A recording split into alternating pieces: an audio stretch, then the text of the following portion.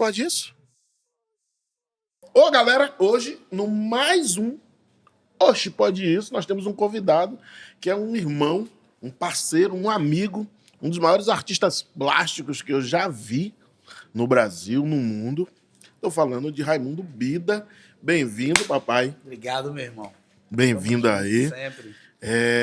Bida, quando é que você se torna artista plástico? Essa coisa de se tornar artista plástico eu acho meio estranho, assim. É muito pequeno isso, né? Eu acho que o artista ele descobre que é artista. Então, quando você se descobriu artista Exatamente. Eu descobri artista plástico aos 3 anos de idade, né? E foi assim, quase um ano depois que a gente viemos de Nazaré das Farinhas, meu pai, né, e minha mãe se conheceram aqui, foram para lá, casaram lá, voltaram. E eu tive que vir para a cidade junto com meus pais, né? E meus 2 irmãos mais velhos. Olha.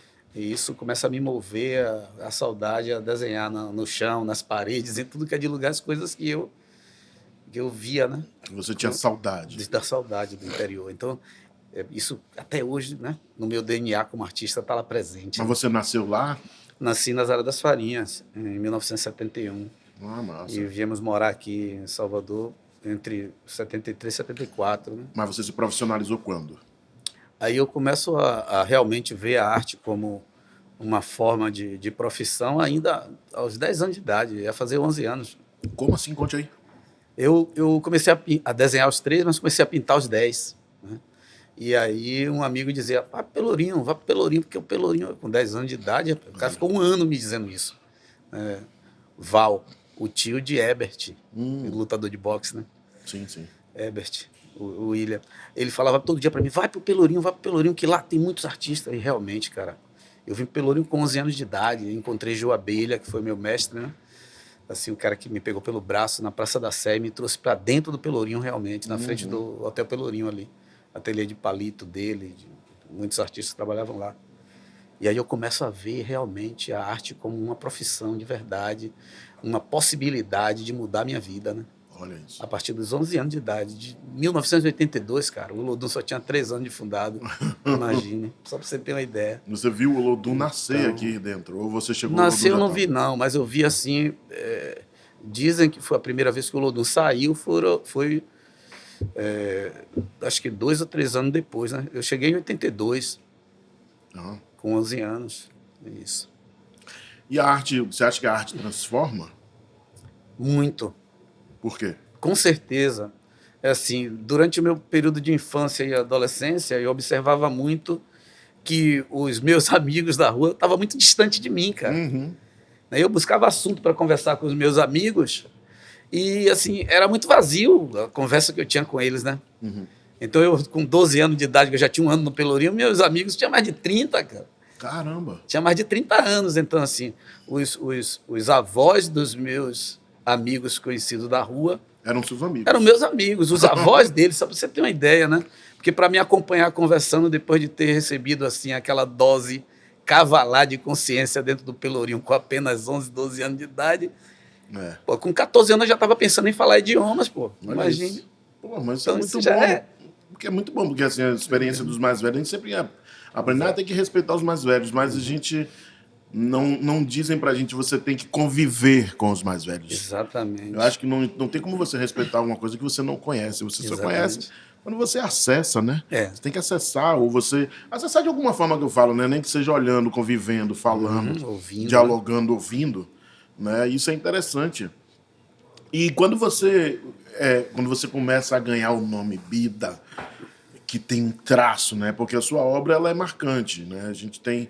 Se vocês prestarem atenção, atrás dele, essa obra é dele. Essa obra de Bida, ele meio que inventou.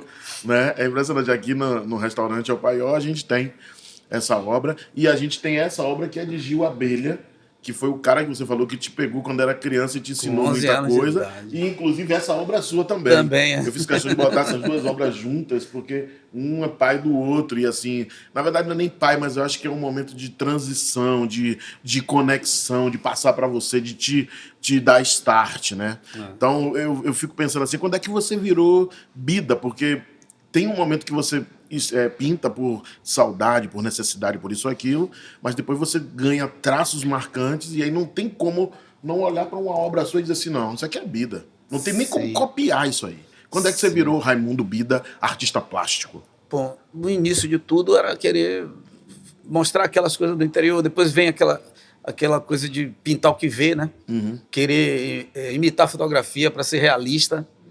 E quando eu venho para o Pelourinho, que eu vejo essa gama de artistas que eu não tinha acesso a tudo isso, tanto daqui do Pelourinho quanto de fora, que eram os artistas ditos, tais, artistas acadêmicos, contemporâneos, eu percebi que cada um pintava de uma forma, e muito novo ainda. Eu sempre fui muito precoce com relação a isso. E eu disse, o segredo é ter identidade, entendeu? Pô, eu tinha 13 anos, cara, ia fazer 14 anos, já via a vida artística dessa forma.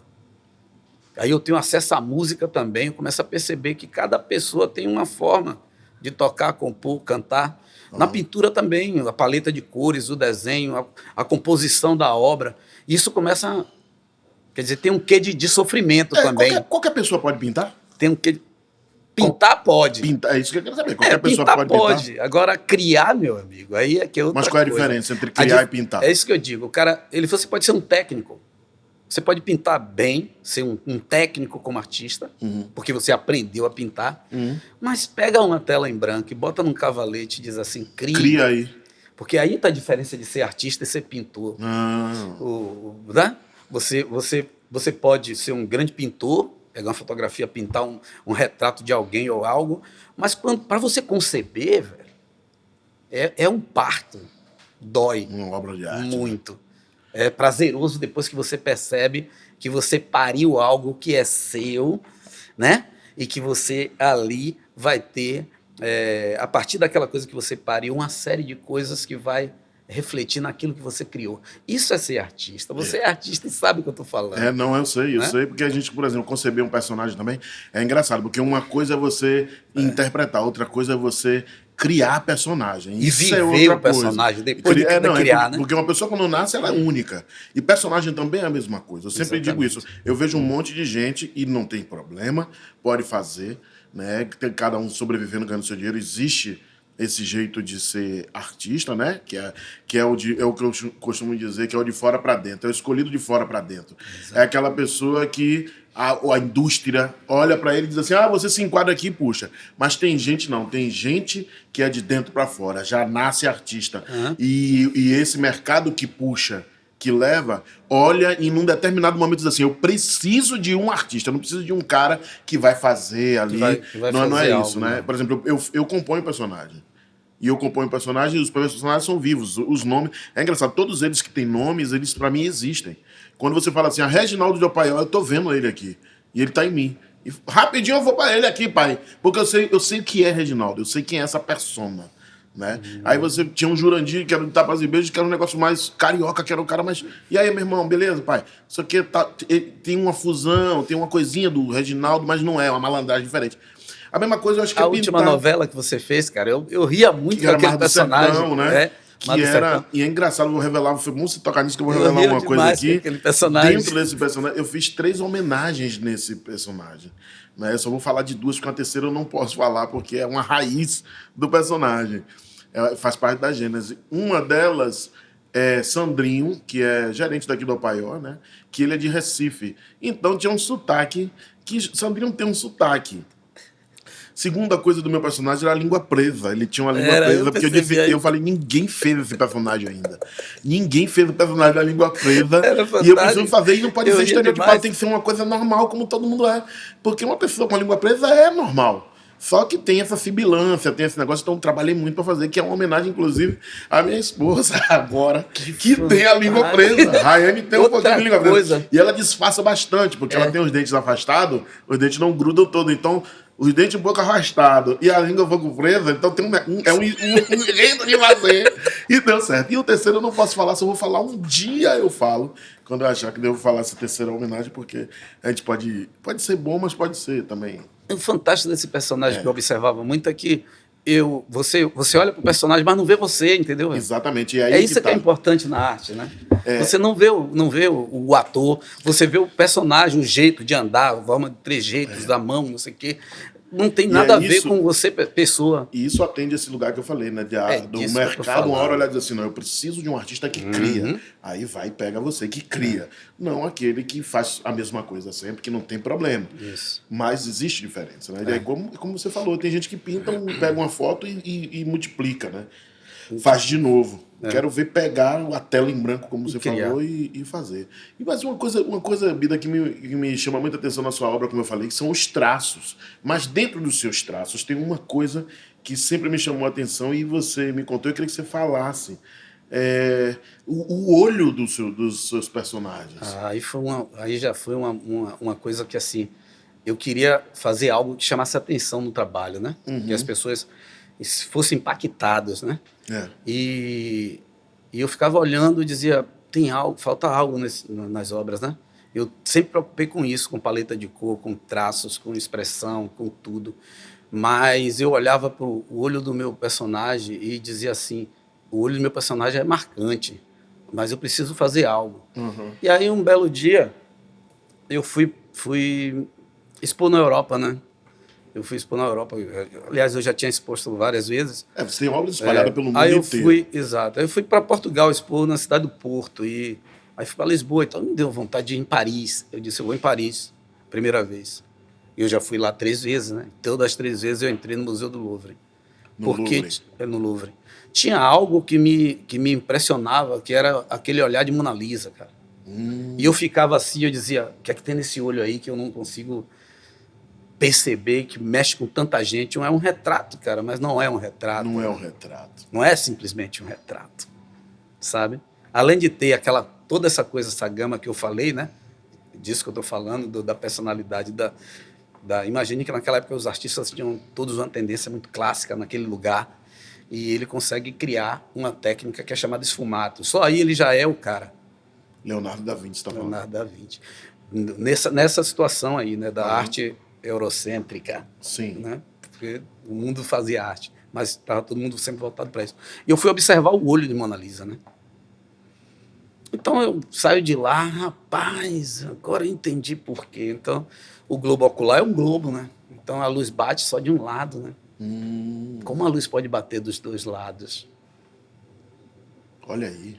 Então foi aquilo, né, que você falou do Xangôzão que tem lá na sua casa que eu pintei, que você ia para um lado, ele te olhando, você olhava por baixo, ele estava te olhando. Então, quando você faz você brinca com essa técnica, né, que posso revelar total também, né? Rapaz. Mas você faz o olho do personagem ele se movimentar de uma certa forma. Vou te chamar agora de Raimundo Bida da Vinci. Então, assim, ó, você está aqui, mas o personagem parece que ele está fazendo isso. Ele está te olhando, onde você vai, porque você colocou luzes dos 2 lados dos olhos e acentuou com um branco tão intenso que para fotografia o fotógrafo fica maluco, né? Esse cara botou um branco cru ali, cara. Você faz a foto estoura naquele lugar. Onde tem branco cru, a foto estoura. Você levou quanto tempo no Louvre para descobrir isso? Quanto tempo no Louvre ali, olhando para Mona Lisa? Cara, dentro do Louvre eu geralmente passava um dia inteiro, né? E todas as vezes que eu fui, eu passei 3 dias só na frente do retrato de Mona Lisa para ver, analisar aquele olhando. Rosto. Não, parado não, ia para um lado, ia para trás, ia para frente, ia para um lado, ia para o outro, para perceber o que era que tinha. Porque eu ficava olhando e digo, rapaz, tem alguma coisa nesse olho aí. E no dia que eu descobri, eu disse, bingo, acertei, descobri o que era. E era justamente isso, que tem pessoas que observam, mas olhar é uma coisa, observar é outra, perceber é outra coisa totalmente diferente. Caramba, bicho. Entendeu? Tudo isso tem a ver com o artista, né? Essa coisa da pesquisa. Pesquisa, e a galera acha que a gente simplesmente vai lá e faz. Falando de identidade, você que me acompanha meu trabalho há muitos anos, a gente se conhece desde adolescente. A gente, por sinal, crescemos no mesmo bairro, graças a Deus. Ainda bem. Isso foi bom pra caramba, acho que aquele lugar ali é fértil. Saiu já o Peri dali, um bocado de gente ali. Já saiu dali, tem menino que é jogador do Palmeiras aí. Sim, muita gente. O menino que é de lá, fazendo a Coutos. Né? Fernando Queiroz, né? Queiroz também, artista plástico. Tem uma galera. Então, essa coisa do artista, quando ele começa a criar, ele começa a definir identidade. Você vai ver que o meu trabalho tem várias fases, né? De paisagens a retratos, né? Eu brinco quando faço, eu não faço retrato, eu faço uma obra de arte. Porque eu pego o retrato da pessoa e faço a obra falar.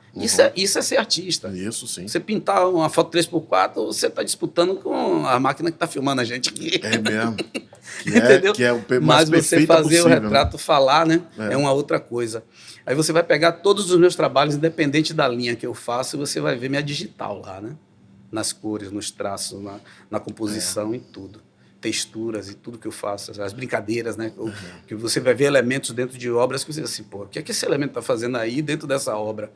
Mas se você olha o conjunto total, você vai ver que o conceito da obra faz com que eu coloque aquele objeto ali em um lugar inadequado dentro do quadro, que é para poder chamar justamente a sua atenção e falar isso é identidade. É engraçado isso é que você composição. pintou um quadro para mim lá em casa e você consegue identificar muitas coisas no quadro, né? Quem tem a leitura artística consegue ver um pouquinho mais. Mas quem chega já identifica muita coisa. Não é uma leitura difícil. Como eu digo, pega um quadro, fica olhando para o quadro, o que é que você está vendo? Não é isso. É o contrário. As suas obras é impressionante, porque as suas obras elas chamam você. Né? Onde você para, você olha e diz, eu vi ali, ó, tem uma mulher ali, não, tem um olho ali, tem um búzio a mais ali, quantos búzios tem ali? Tudo tem significado, né? Tem um significado. Né? Na sua obra. Isso é muito, muito bom. E Bida cantor, artista, compositor, na verdade, você é compositor também, né? Rapaz, você vê pro Pelourinho, você não é mais o mesmo. Esqueça o você dali para trás, porque já era, né? Que é um lugar que né? força... Então, é capoeira, é teatro, é dança, é artes visuais de um modo geral, artes plásticas, música. Rapaz, você consegue sentir o cheiro da música dentro do Pelourinho, cara. Abstracionalmente falando, você sente o cheiro da música. Então, seria impossível eu não me influenciar com a música. Então, eu me bato logo com um cara chamado Beto Silva, ou Suca, e lá vem, cara, Olodum na minha cabeça, dum-dum. Eu digo, rapaz, o que é isso? E um cara que vivia naquela rua lá, a Rua da Alegria, que tinha só 18 casas. Depois vem a Fazenda Coutos, né? Então, assim, você chega no Pelourinho, é impossível, cara. Eu fiquei desesperado, querendo ter um violão. Aos 13 anos eu comecei a brincar com violão. Porque na rua onde eu morava, tinha muitos músicos, né? E eu começo a ter vontade de tocar violão por causa de um cara na rua chamado Bombeirão, apelido dele, que tocava tudo que era instrumento de corda. Eu sentava do lado dele, pagava a garrafa de cachaça para ficar assistindo ele tocar no meio dos mais velhos. Eu sou besta, eu tenho que colar com quem era mais velho, né? Então eu ficava ali, os caras, eu já chegava com a cara de assim, que eu, de vez em quando você vê quando eu dou umas risadas assim, parece que tá forçada, mas desde menino que eu sou assim. Quando eu tô querendo fazer alguma coisa, eu fico meio sem jeito, eu dou aquela risada, você pensa que é uma risada falsa, mas não é, cara, para poder tentar descontrair. Eu chegava, botava a garrafa de cachaça assim, os caras ficavam olhando assim, parecia até que eu tava riando alguma cachaça para encher. E era. Mas era, né, velho? Os caras sentados na esquina da rua, tudo tomando cachaça, tocando instrumento. Você olhava assim e dizia, rapaz, eu, garoto, aí comecei a vir pro Pelourinho, comecei a estudar violão. O primeiro cara que começa a me mostrar um pouco das cordas é meu compadre Cosme lá, né? Que, por sinal, depois, aos 19, 18 anos, nós tocamos e cantamos em 2 bandas de lá. Mas, assim, um cara que realmente me deu o beabá, assim, das músicas, de como... Foram 2, na realidade. Gil Félix, né? Cara fantástico, que me introduziu também no inglês e no espanhol. Eu comecei a estudar com ele. E Beto Silva, o saudoso Beto Silva, que todo mundo sabe, que fez Prefixo de Verão, que é uma das músicas mais tocadas. Foi o cara que me ensinou, assim... Ele sabia que eu desenhava, que eu pintava, né? Ele era o presidente da Associação dos Artistas. Olha aí. E ele falava assim, Bida, vou fazer uns desenhos aqui para você ver como é que constrói o corpo de uma música. A música não pode ser reta. Você tem que mudar ela, a melodia, fazer assim e tal. Ele desenhava os quadrados, a quantidade, ele dizia a quantidade de coisas que tinha que colocar em cada quadrado daquele. Caramba. Fantástico, cara. O refrão, ele falava coisas marcantes, ou da música, ou do corpo da música, você pegar, ou você criar algo que tem a ver com a estrutura. Pô, bicho, eu sou um cara muito feliz, cara. Que passaram pela minha vida pessoas assim. Então, eu começo a me contaminar com a música através disso. Tem uma música aos que é muito... 16 anos já estava compondo por causa disso. Tem uma música sua que o Olodum canta muito, né? Que é a música de sucesso, que é Banto Sudanês de Urubá. Essa música é sua e de Lazinho? Parceria minha de Lazinho. Eu fiz a música em mais ou menos, sei lá, uns 9 minutos, 8. Mas depois de ter pesquisado tanto sobre a música, era um festival que falava sobre Roma Negra, né? E aí eu escrevo a música, mas tinha umas coisas dentro que tinha... Lazinho mudou algumas coisas, mudou o rumo da melodia. Ele deu uma subida fantástica na música, aquilo deu um brilho, trocou algumas coisas. Sim. Tem uma parte da música que eu falava de educação, ele falou, pô, nem todo mundo que é educado é consciente, viu, Bida? Vamos tirar isso aí. Porque você está, de uma certa forma, dizendo que as pessoas que não teve acesso à educação não têm consciência. Bote aí conscientização ao invés de educação. Aí eu botei, a música tomou outro rumo. E aí eu disse, não tem como, velho. O cara é meu parceiro, né? E a música já tinha passado pelo festival. Eu tirei no meio do festival a música, né? Lazinho é para poder mestre, ele gravar. Lazinho é um Então, mestre. Lazinho é um mestre. Outro Mas cara falando- que me ensinou muito. Voltando a falar de arte, você passou pela faculdade, né? Porque tem uma coisa que a galera diz, não, artista não estuda, artista nasce Não. e não sei o quê. Tem muita gente que tem, né, que não precisa ir na faculdade, não vai na faculdade. Mas tem gente que, Exato. mesmo achando que não precisa, passa pela faculdade, porque a faculdade tem sua função. Sim, claro, claro. E isso é importante a gente falar sobre isso, porque a gente estimula também, né, os jovens a buscar o conhecimento através da academia. É importante. Se está lá, é nosso. É também. nosso. Não é porque nós temos o dom que a gente não pode passar por esse processo. A gente tem que passar mesmo, porque eu passei e sei o que foi. Tudo isso, eu passei pela faculdade por causa de uma pessoa que é quem me inspira em tudo, né? E até hoje, né, ela fez a passagem, que é minha saudosa mãe. Muita gente conheceu ela, né? Graças a Deus, assim, os meus amigos artistas e tudo. E minha mãe era um poço de criatividade, né? Minha mãe chegou a ser cantora de rádio, né? Então, assim, ela botava para dormir cantando. Como é que eu não aprendo a cantar, minha? Caramba. Então, ela me botava no colo e cantava. Eu lembro de músicas que minha mãe cantava para eu dormir.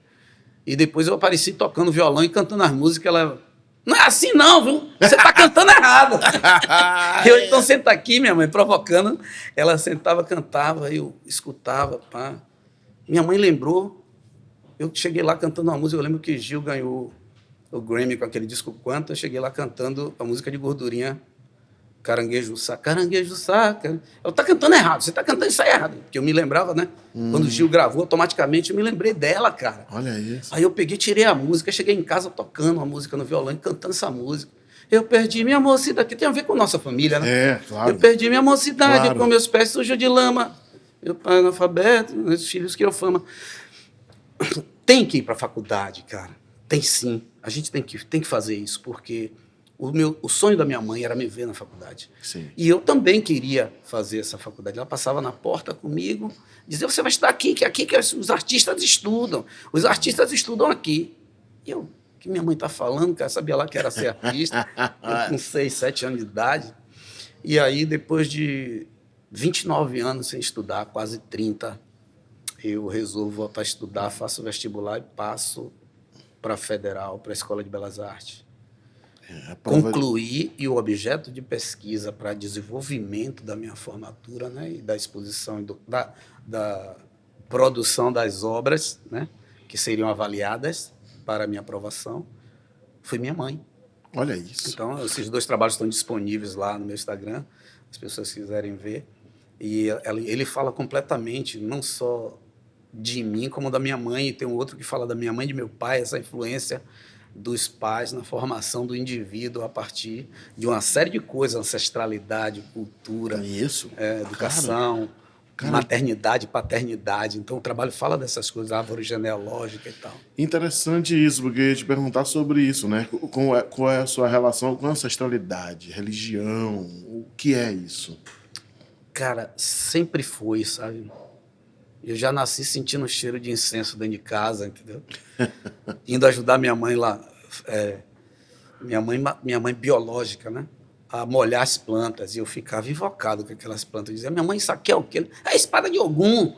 Eu dizia, mas isso serve pra quê? Ela me olhava e dizia, serve pra quê, minha mãe? Que a gente não come, não faz nada, não bota... Ela, pra me explicar isso, então eu perguntava um bocado de coisa a ela, e ela ficava, você pergunta demais, viu, rapaz? Eu disse, mas eu quero aprender, meu irmão. Então, tinha as plantas ornamentais, que era avenca, antúrio, um bocado de coisas lindas, né? Aquelas rosas pequenas. Então, eu ficava na aba da minha mãe, né? Então, minha mãe me ensinou tudo. Eu desenhava aos 5 anos de idade aqueles ramalhetes de flores naquele saco de açúcar que ela comprava e lavava de um jeito que ficava parecendo coco. E eu desenhava com caneta aquelas flores e tal. É aí, né, que ela desperta que eu tô indo pro lado da arte desde os 3 anos.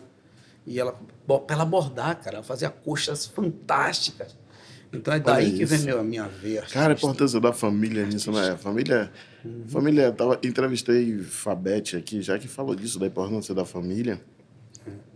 E a família, quando você tem família, ele falou um negócio interessante, ele falou que quando você tem família que te abraça é bom, porque quando você é jogado pro mundo, o mundo é cruel, Exato. né? O mundo... Com certeza. O mundo tritura mesmo se você não tiver uma base que vem de dentro da sua própria estrutura familiar. E aí eu Você ressalto se que perde, dentro da estrutura se familiar, perde. as mulheres, as mães, elas são pilares fortíssimos.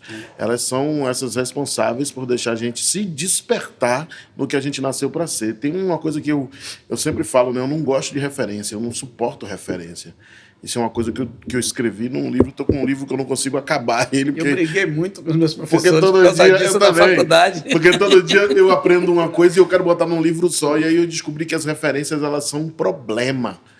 Referência, ela pode ser um problema, porque a referência, ela pode matar o que você nasceu para ser. É. A sua criatividade ela pode ser cerceada, Não porque é? você tem que ter sempre alguém para referenciar o que Pois você é, faz. será que isso Quer tá dizer, bom? Deixa eu olhar aqui esse aqui, o de Bida. Não, o de Bida é foda. É. Mas eu nasci para pintar desse jeito. Desse ou jeito. não nasci para pintar. Foi a minha pergunta com o professor. Eu falei, vem cá, professora. Quer dizer que tudo que eu fizer eu tenho que buscar referência em algumas outras pessoas? Quer dizer, e quem foi que criou a referência que eles criaram? Que eles criaram. Ninguém criou nada? O que é isso? Aí eu volto para aquela pergunta: quem nasceu primeiro, cara? O ovo ou a Ovo ou a galinha? galinha? Tá entendendo? Então, Cara, assim, tudo você tem que referenciar. Eu acho que os pais, eu acho que a gente vive muito mais próximo das nossas mães, né? Porque o pai tem a sociedade machista, aquela coisa do pai trabalhar, a mãe ficar em casa. Pô, quer dizer, não trabalha, a mãe trabalha. Trabalha em casa, mas a gente e até tá mais, muito às mais vezes. próximo. Eu acho que a mãe é o oráculo, sabe, velho? Que dá abertura a essa tal ancestralidade que você perguntou. Então, eu tô atrelado a essa ancestralidade desde a primeira... Era uma fila, velho, de 30, 40 pessoas lá, para minha mãe rezar eles, fazer garrafada, criar coisa, dar banho. Olha isso. É, velho, minha mãe negócio era... que a gente minha já não mãe vê era- mais, né, Bida? A gente já não vê mais essas Se minha coisas mãe assim. nascesse no período medieval, coitada, ela seria queimada viva. Ia chamar ela de bruxa. É um Porque minha negócio- mãe era é um chamada negócio- barril dobrado. É, Minha né? mãe era, velho. Era um negócio que a gente já não vê tanto assim, né? As comunidades ficaram muito cheias das igrejas que acabaram com muita coisa, né? Acabaram. Os terreiros de candomblé eles são responsáveis pela preservação de muita coisa, né? Muita coisa se perdeu, já não tem mais. Mas essa pessoa da comunidade que tinha o acesso às plantas, a propriedade, a mão para fazer a boca, o ofó, né? A fala e tal, isso já não se tem tanto assim, né? Foram sumindo, né? A última pessoa que tinha essa estrutura de dizer, pô, de novo, todo lugar que eu vou tem sempre alguém. Minha mãe, Macota Valdina, né? Macota Aí ela me Valdina. chamava assim, no quintal lá, né? Que não era uma casa ainda, não era nem um terreiro. Dizia, meu filho, vem cá que você precisa ver uma coisa aqui. Aí eu dizia, o quê, minha mãe? Essa planta aqui. Eu digo, ih, de novo. Que minha mãe fazia, né? Já eu não perguntava mais, né? Porque você sabe que a gente pode perguntar muito dentro do terreiro, a gente tem que ouvir mais do que pergunta. Mas minha mãe me mostrava todas as folhas, todas as plantas, me explicava, virava a folha por trás para mostrar a diferença. Eu ia para o mato com ela pegar as folhas e ela me explicava. Eu lembro que uma vez ela disse assim, meu filho, se eu não estiver mais aqui, fale para Paulo, que é Paulo Pinto, sobrinho dela, que é um grande fotógrafo muito bom, para ele registrar isso, para ele fotografar essas folhas, para ele pegar folhas e colocar e tal, e escrever. Ela falou isso, cara. Porque ela estava preocupada com isso. Porque a gente vê que está sumindo as pessoas que realmente têm esse conhecimento. Né? A preservação do conhecimento. Né? Tudo isso alimenta esse outro lado nosso da arte, né? De um modo geral. Que essa expertise, esse conhecimento, esse aprofundamento espiritual e de conhecimento das coisas que nos cercam, né? Que são heranças ancestrais, de novo, né? Ancestralidade divina, que faz com que a gente venha florescer e ter... Tá aí a diferença de uma pessoa que aprendeu a fazer arte e alguém que é artista de verdade. Exato. Porque tudo isso é que alimenta, né? São afluentes que alimentam esse rio grande aí, que se transforma nesse marzão, que é a arte, que é o que a gente faz, né? Então, essas nascentes, né? A arte te levou para o mundo. Tem obras suas em tudo quanto é lugar no mundo, né? Cara, Quem tem suas obras? Rapaz, tem obras no mundo, em lugares que eu nunca fui, meu irmão. Normal. Imagine. Outro dia eu peguei o demonstrativo da minha associação de compositores e tinha lá nomes de países que eu disse, rapaz, isso não existe. E a música toca lá. Estou falando só da música. A música é um veículo que vai mais rápido, né? Mas a arte plástica tem no mundo inteiro porque Eu me lembro que o primeiro trabalho que eu vendi para um estrangeiro, eu diretamente, que outras pessoas já tinham visto, foi para dois caras que eram japoneses. Os caras eram donos de uma revista de sacanagem. Caraca! Cara, menina, eles compraram o quadro. Compraram o quadro os dois e conversaram comigo pra caramba e tal. E eu fiquei assim, eu era muito novo, cara. Com 12 anos de idade, eu não conseguia ter um quadro guardado. Vendia. Com 13 anos já vendia obra, já vivia de arte, pô, aos 12 anos. Dá pra sobreviver de arte, Bida? Dá pra sobreviver? Se dava naquela época. Imagina agora. Imagina agora. Mas Olha tem uma aí. frase que eu digo, rapaz, o pessoal diz assim, rapaz, dá pra sobreviver de arte? Eu disse, rapaz, eu acho que eu vou morrer de arte. Viu? Ele, por quê? Porque a arte me dá tudo. Inclusive a morte um dia vai chegar para mim materialmente. Mas dentro dessa morte eu vou ser imortal. Porque a obra de arte ele imortaliza. Então, não só de te dar caminhos, te dar tudo, né? Que a gente gosta de falar isso, caminho, que é a realidade. Caramba. Porque é mais importante dar caminho do que dar outras coisas. Outras coisas virão ao ponto que você vai tracejando por essas estradas, né? Mas eu vivo, graças a Deus, eu vivo muito bem e eu fico feliz porque, através do meu trabalho, outras pessoas vivem bem também. Vivem bem também. Isso é bom, isso é muito bom. E o que é dinheiro? Dinheiro para mim é como um veículo Como que assim? nos leva para um bocado de lugares. O dinheiro para mim ele é só um complemento, né? É um resultado de uma certa forma do que você produz de bom para a sua vida, porque o mais importante está na nascente, não está no que deságua, né? O que deságua é o dinheiro, né? Essa abundância, né? A gente fala de abundância, né? A gente sempre falou disso, né? Sim. Até porque na minha cabeça, a nossa cabeça, a gente sabe qual é, né? É de abundância, é de riqueza, é de beleza, é de fartura, é a vaidade que é alimentada por todas essas outras coisas, mas a nascente é que é importante. O dinheiro para mim é só um veículo para viabilizar os nossos projetos, para também ajudar os projetos alheios. Isso para mim é o dinheiro. A minha tradução do dinheiro é isso. E Deus é o quê? Deus é tudo, cara. Começa pelo ar que a gente respira. Eu fazia umas perguntas, vou citar de novo minha mãe Macota Valdina, né? Minha mãe falava de outras formas, mas ela sempre me disse assim, é o vento, meu filho. Se você olhar esse quadro aqui, você vai ver o vento presente. Como você materializa o vento em uma pintura? Então, eu acho que começa pelo vento, cara. A presença. Em tudo, né? Eu olho para tudo, até as coisas transformadas pela mão do homem, tem a presença de Deus. Deus é o centro de todas as existências. E o que é o ser humano? O ser humano é uma transmutação o tempo inteiro. Eu acho que o ser humano é uma dinâmica, né? É uma dinâmica em cima da cabeça careca do mundo, né?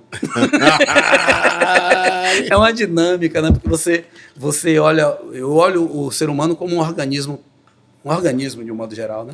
Vamos para uma unicidade, o ser humano. Aí você olha, quando o ser humano eclode na crosta terrestre, e para onde ele está indo, cara? São várias vertentes, cada raça, cada estrutura, né? Cada etnia, cada civilização, né? Que faz isso, né? Um leque, né? Então a probabilidade de transformação é o ser humano, cara. O ser humano, para mim, é uma probabilidade de transformação o tempo inteiro. Boa. Pô, Bida, e assim, para fechar, queria que você falasse como é que você vê a política no Brasil. Como é que você vê o Brasil?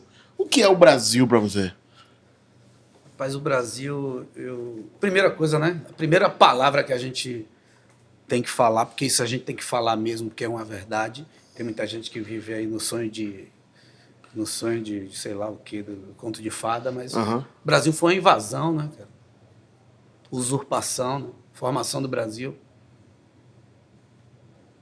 Meus ancestrais estavam aqui, indígenas, meu amigo, de matriz identitárias, né, que a expressão hoje é essa, com todo respeito. E os caras chegaram, invadiram, né? Usurparam, mataram, envenenaram, fizeram tudo. Trouxeram a minha outra parte ancestral para cá, de uma forma terrível. A gente tem que falar isso mesmo, doe quem doer, não me importo com o que virá depois, porque eu estou aqui para isso, para receber críticas, e com a crítica a gente cresce também. Essa é a formação do Brasil, já parou para analisar? Então, quem invadiu quem fez todas as maldades para obter benefícios, continua até hoje tentando manter essa máquina. Esse é um lado do Brasil que a gente precisa falar, porque eu não sou essa visão romântica do Brasil, de democracia, de mentira. Isso é uma tremenda mentira. Mas tem o outro lado lúdico, que é a arte, a cultura. Você acha que a arte é capaz de salvar Muda. isso, Brasil? Sim, sim. Não, salvar não, vem salvando. A arte vem salvando. Vamos partir para a premissa, o que salva, na realidade, é uma boa parte do povo preto que viveu escravizado, morrendo e tal, é a arte culinária. As quituteiras que começam com aquela coisa das ganhadeiras para vender as coisas, transformar em ouro, para libertar os seus irmãos e irmãs. Só isso aí é arte. Depois vem as outras artes que dão possibilidades do povo preto, que vive em uma situação tão destrutiva, né? O tempo inteiro sendo oprimido, e de repente sai pérolas como a gente, de lugares que a gente viveu nesses lugares, a gente sabe como é duro viver nesses lugares. Muito. E ter escassez de tudo, até de lazer, cara. A criança tem escassez de lazer, porque eu comecei a vender picolé com 6 anos de idade, e aí, pai, eu vendia amendoim torrado na praia de Santo Tomé, baianinha, pastel, cavaquinho, geladinho. Isso aí você me lembrou de uma coisa, quando eu era criança. Eu era menino, criança e trabalhava, cara. Minha mãe me botou. Tinha acesso a Tem uma história que minha mãe conta sempre assim. Essa é a realidade. Minha mãe me botou. É foda, porque minha mãe jogou uma caixa de picolé nas minhas costas e disse assim: vai vender picolé. Acho que eu tinha uns 11, 12. Maluco, eu dei um rolé ali, tipo, Paripe, não sei o quê. Não vendi um picolé. Tirava em piripiri, não era? Não, tinha um cara em Fazenda Coutos que tinha. Uma sorveteria lá perto da casa do padre, na praça, lá em cima. Sim, ali sim, tinha. E aí eu tirei o picolé, levei, não vendi porra nenhuma, mas voltei muito Boiou puto, tudo, ficou boiou os palitos tudo. tudo nadando. Minha mãe, você vai, eu lembro exatamente o que eu falei. Minha mãe repete isso, ela fala. Eu cheguei com a caixa, botei lá, botei em cima da mesa e falei: eu não nasci pra fazer isso. Eu lembro de ter falado isso e minha mãe repete isso quando a gente encontrar ela, a gente vai perguntar. Ela fala, e eu falava chorando: não nasci pra fazer isso, não vou fazer mais, não vou, e não fui. E ela entendeu e nunca mais me deu uma caixa de picolé pra vender. Então, Mas, assim, e eu já fazia teatro nessa época, né? Comecei com 7 anos ali em Fazenda Coutos. E a arte, quando eu te pergunto se a arte salva, porque a arte salva. Salva, sim, claro. Né? E é impressionante. Claro, Inclusive, certeza. salva da burrice do Brasil. O Brasil é um país. Salva. O Brasil é um país que tem no DNA mesmo, no sangue mesmo, essa corrupção, a destruição. O brasileiro não é todo mundo, a gente salva algumas pessoas. E o brasileiro gosta de destruir, né? É tipo assim, vamos acabar com essa plantação toda. Vamos acabar com a plantação toda e depois a gente vê o que é que faz. Olha o que é isso. O Brasil faz isso. Isso aí é para por trás dessa estrutura tem um engajamento político, né? Porque assim, eles destroem essa estrutura para criar as monoculturas. Pois é. Porque a partir da agricultura familiar e outras cooperativas e tal, as pessoas eles têm possibilidade de crescerem, de mudar. E a monocultura vai favorecer só uma família e vai fazer todas essas outras consumirem deles. Exatamente. Então a arte ela salva porque ela tira de lugares, eu falo esse lugar fictício, né? Que Romantizado. existe, romantizado, e esse outro lugar fictício que é fictício porque as pessoas não conseguem tirar esse nevoeiro dos olhos, mas ele é real. Tem um amigo que diz assim: você vê conspiração em tudo. Eu disse: você é tetraplégico cerebral. E não consegue perceber isso, sabe, velho? Desses engajamentos políticos que existem para poder atravancar. A arte faz você abrir esse olhar, porque força você a pesquisar, estudar e se conectar com outros artistas. As possibilidades são 1000. É por isso que eles têm medo da arte, principalmente da música e da artes plásticas, dos movimentos de modo geral, teatro, todos, cinema. Dança. A dança é outro símbolo de liberdade total. Né? Muito. Então, Bida, quero te agradecer, obrigado por esse papo maravilhoso aqui no Oxe, pode isso. Para mim é um prazer, a gente sempre que se encontra é uma festa, e aqui foi mais uma festa nossa. Obrigado por você existir na minha vida também, né? Como irmão, como amigo, como parceiro, e que a gente possa se encontrar na vida muitas e muitas vezes aí. Oxe, meu irmão, a gente vai Nós vamos nos encontrar sim, sim. Pode crer que vamos nos encontrar. Muita coisa. Eu quero agradecer, né, você por a gente documentar esse momento, né? Porque a gente já passou por vários momentos juntos, mas documentar mesmo assim, Documentar só 2 vezes, é aquela importante. vez na sua casa e aqui. Eu te agradeço por esse encontro e por Valeu. você existir, meu irmão. Obrigado, tamo Muito junto. obrigado. Ó, obrigado por você estar aí, né? Obrigado por você estar aí ouvindo a gente. O Hoje Pode Isso é um canal que a gente fala de tudo. E assistam os próximos episódios porque estão maravilhosos. Se você ainda não viu o que já passou, clica aí e assista. Valeu, até a próxima.